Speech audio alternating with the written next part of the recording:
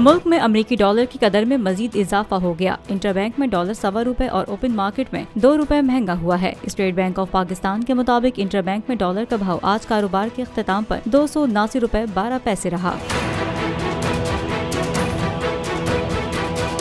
गुज़िश्ता रोज interbank में कारोबार के अख्ताम पर डॉलर $277.92 था। इंटरबैंक में डॉलर का भाव आज ₹1.25 बढ़ा है। ओपन मार्केट में डॉलर का भाव ₹2 बढ़कर ₹281 हो गया।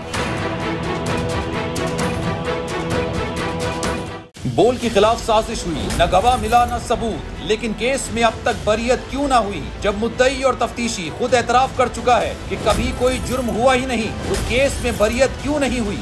बोल अपील करता है कि केस अवाम के सामने सुना जाए ताकि अवाम भी जान सकें कि बोल के साथ क्या हो रहा है। जिंदगी एक मैदान है और PSL 8 में हर टीम को छूना आसमान है। 6 टीमों के बीच धुआंधार लड़ाई।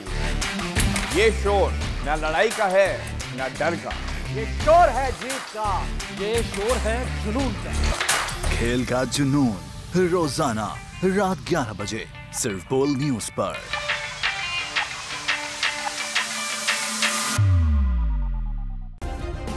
सब्सक्राइब करें और बेल दबाएं ताकि कोई खबर रह न जाए।